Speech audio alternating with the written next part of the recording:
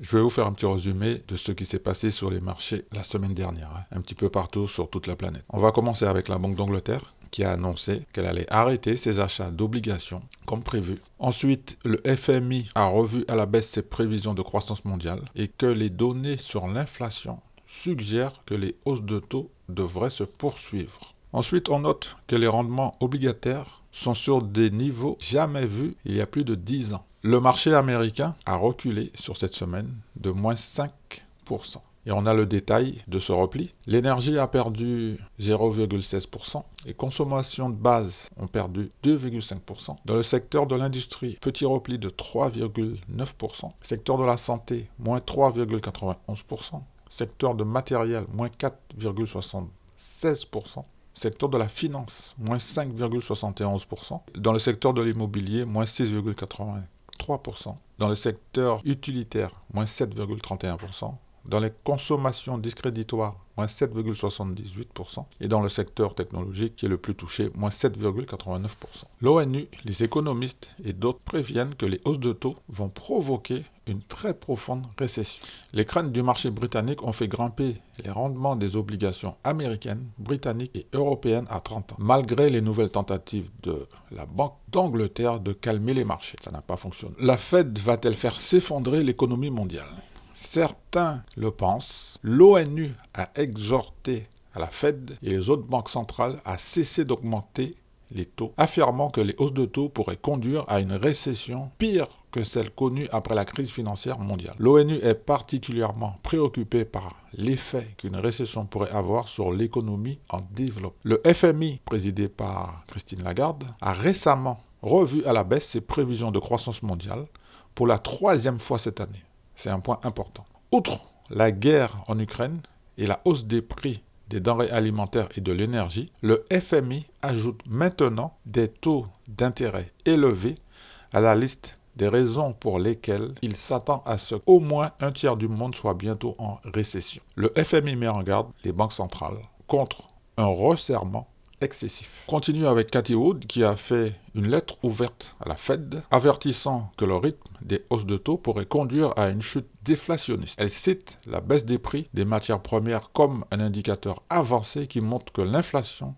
est déjà sur le point de baisser. Ce n'est pas les années 80. Alors que l'inflation est revenue au niveau observé pour la dernière fois dans les années 80, l'économie mondiale est très différente aujourd'hui. Premièrement, cette vague d'inflation a plus à voir avec l'offre qu'avec la demande. C'est-à-dire, en raison de la guerre en Ukraine et des problèmes de chaîne d'approvisionnement qui ont commencé pendant la pandémie. Et deuxièmement, l'économie mondiale est beaucoup plus intégrée, de sorte que l'action de la Banque centrale a des répercussions dans le monde entier. Si la volatilité des marchés commençait à menacer le système financier, les banques centrales changeraient probablement d'approche et cesseraient de relever les taux. La semaine dernière, nous avons mentionné le Crédit Suisse et le risque systémique potentiel que les banques peuvent poser. Nous avons également vu la Banque d'Angleterre acheter des obligations pour protéger les fonds de pension britanniques. Pour les investisseurs à court et moyen terme, inférieurs à 5 ans, lorsque vous allez naviguer dans les prochains mois, veuillez à ne pas positionner votre portefeuille pour un seul résultat. Les investisseurs qui sont très haussiers, soit très baissiers, ont une chance de se tromper. Les investisseurs ayant un portefeuille équilibré dans différents secteurs non corrélés, ainsi que des liquidités, sont susceptibles de réduire tout inconvénient à court terme d'être complètement faux. Pour les investisseurs à long terme, 5 ans et plus, si vous vous concentrez sur le long terme, vous voudrez vous assurer que la majeure partie de votre portefeuille est constituée d'entreprises qui peuvent réellement survivre à une grave récession, car c'est certainement toujours une possibilité. Dans cet environnement, les liquidités sont reines et les entreprises avec une bonne marge et des bilans sains sont celles qui ont tendance à mieux performer. Nous avons des événements clés cette semaine. La saison des résultats du 3e trimestre se poursuit avec certaines grandes entreprises en dehors du secteur financier, comme notamment Laboratoire Abbott, code d'investissement ABT sur la bourse de New York, Tesla, code d'investissement TSLA sur le Nasdaq. Dans le secteur de la santé, Johnson & Johnson, le compte d'investissement JNJ, là c'est sur la bourse de New York, Netflix sur le Nasdaq, code d'investissement NFLX, Procter Gamble sur la bourse de New York, code d'investissement PG, AT&T Télécommunications sur la bourse de New York, code d'investissement CT. Sur le Nasdaq, il y a Intel Corp, code d'investissement INTC. Et Snapchat sur la bourse de New York, le compte d'investissement est SNAP. Il y a un élément important cette semaine, c'est le 20e congrès national du Parti communiste chinois qui va démarrer. Les observateurs du marché seront intéressés de voir comment cela pourrait affecter la politique étrangère de la Chine à l'avenir. Le dernier taux de croissance du PIB chinois est également attendu cette semaine, ce qui nous donnera un aperçu de la santé de l'économie chinoise. Le Royaume-Uni restera au centre de l'attention car le dernier taux d'inflation est attendu mercredi et les chiffres des ventes au détail seront publiés vendredi. Aux États-Unis, l'attention revient sur le marché du logement avec la mise en chantier et des ventes de maisons existantes attendues mercredi et jeudi. Voilà le point hebdo de la semaine du 10 au 14 octobre 2022.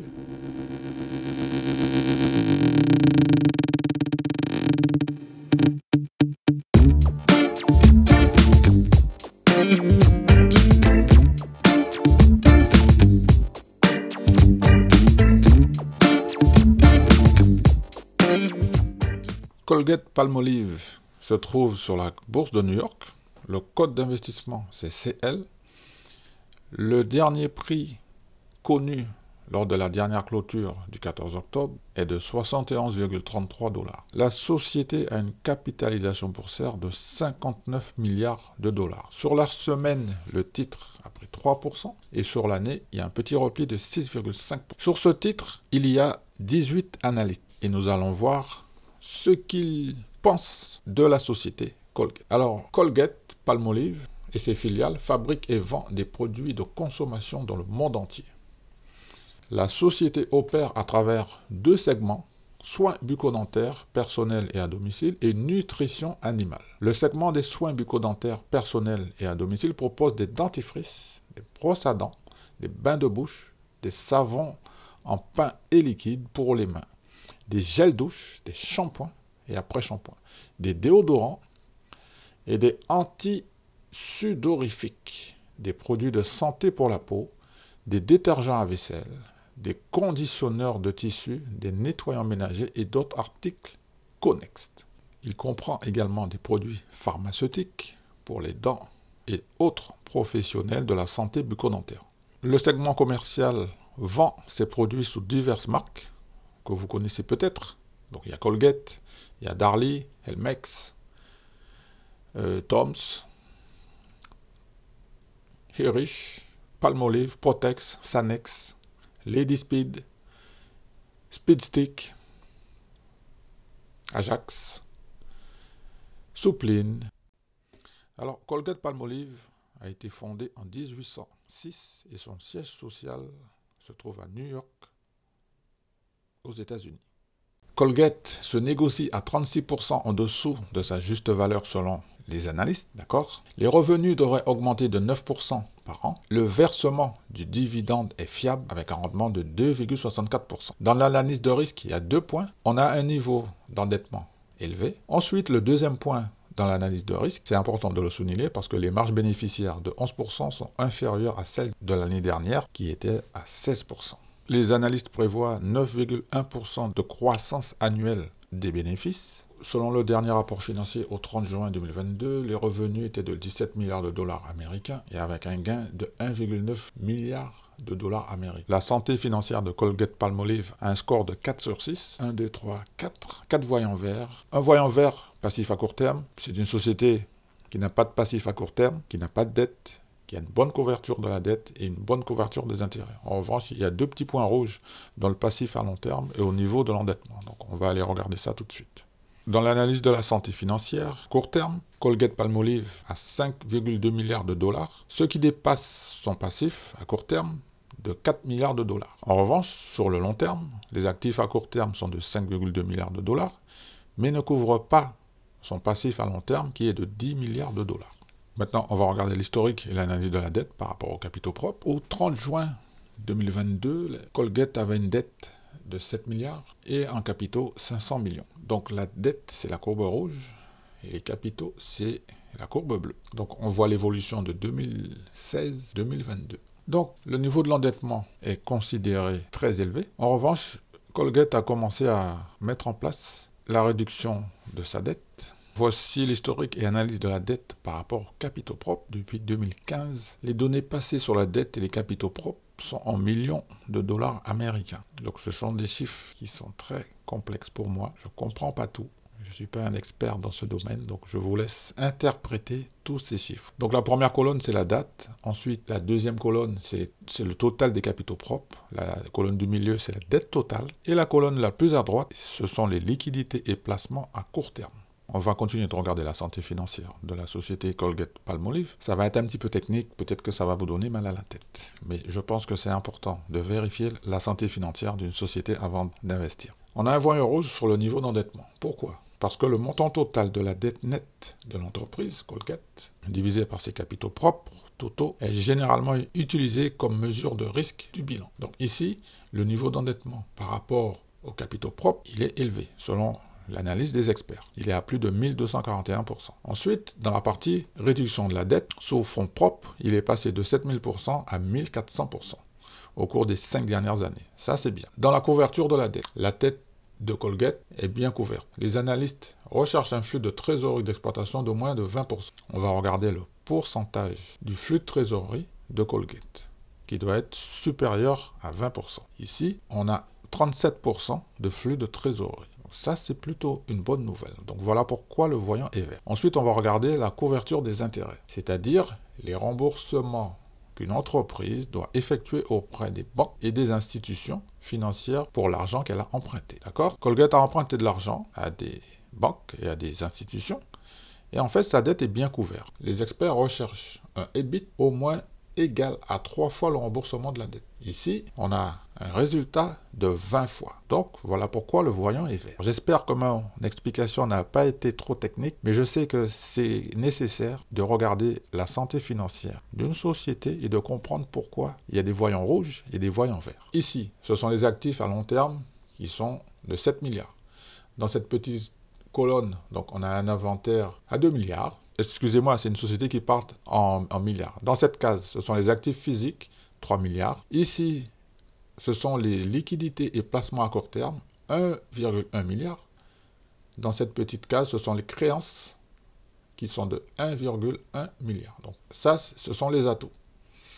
Ici maintenant, passif plus capitaux propres. Le voyant rouge, on a vu que Colgate a une dette de 8 milliards. Compte créditeur de 1,5 milliard de dollars. La petite case ici, autre passif, à 5 milliards. Capitaux propres, 500 millions. D'accord ? Je sais que c'est un petit peu compliqué, que ça peut donner mal à la tête. Nous sommes dans la partie dividende. Colgate-Palmolive a un score de dividende de 5 sur 6. Le dividende est notable, le dividende est stable, le dividende est croissant. On a une bonne couverture des revenus et une bonne couverture des flux de trésorerie. En revanche, le dividende n'est pas très élevé parce qu'il est à 2,64%. Je vous rappelle que l'analyse que je suis en train de vous faire a été faite par 18 analystes le 14 octobre 2022. Donc c'est très récent. Okay. Dans la section dividende, on a un ex-date le 20 octobre 2022 et une date de paiement 26 jours plus tard, c'est-à-dire le 15 novembre. Okay. Maintenant, sur le graphique, on peut constater la stabilité et la croissance du dividende depuis 2013 jusqu'à 2023. Donc je vous laisse le temps de regarder un petit peu.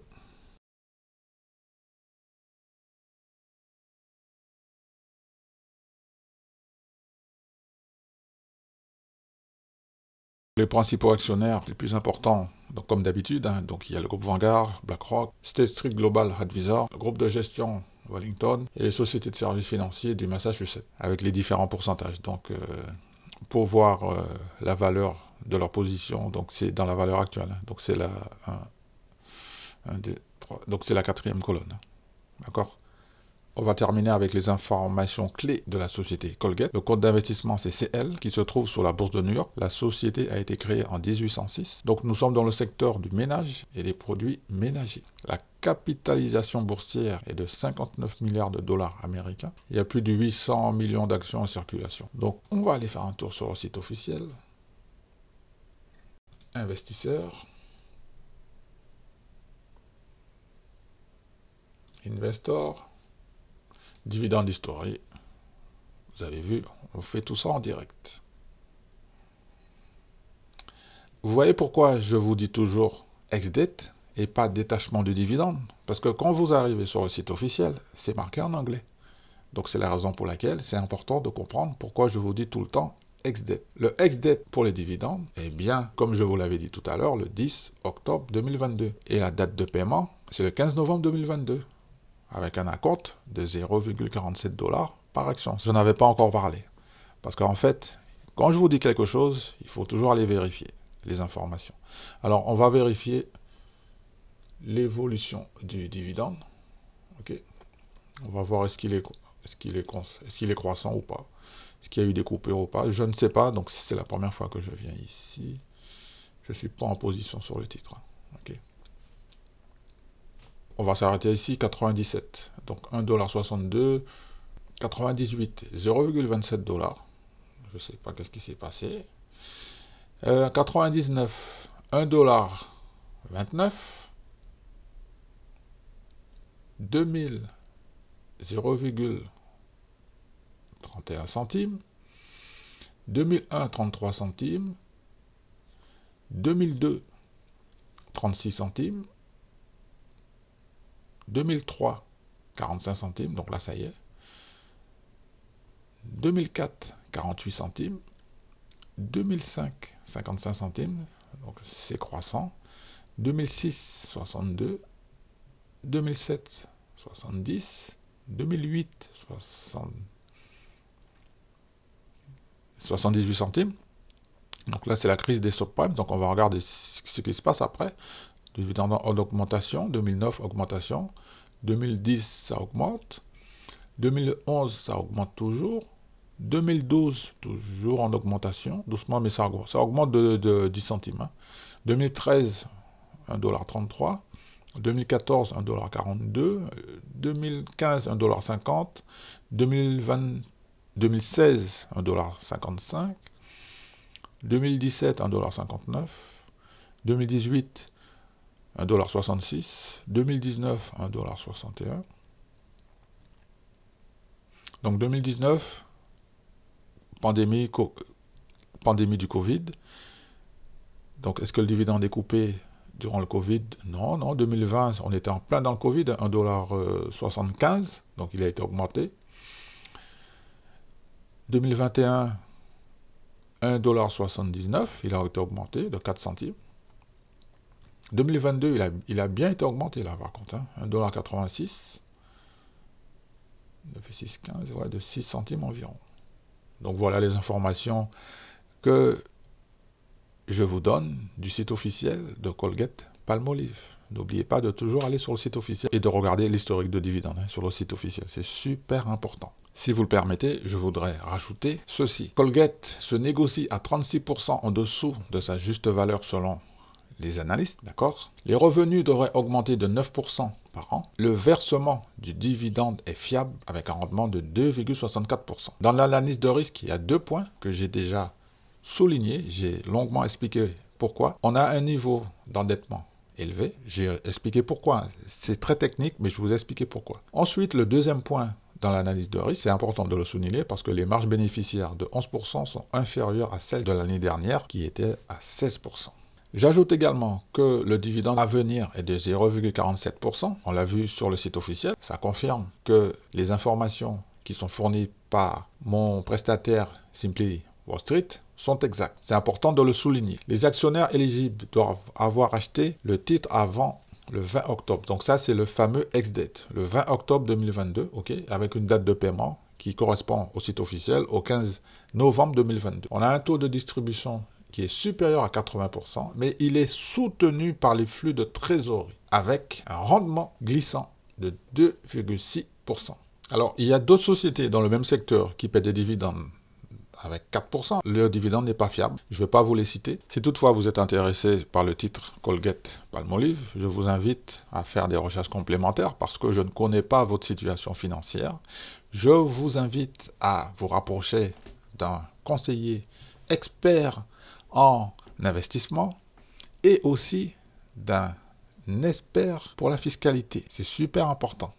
D'accord? Cette vidéo n'était pas un conseil en investissement, ni à l'achat, ni à la vente. Car comme vous le savez, investir sur les marchés financiers, il y a des risques de perte en capital.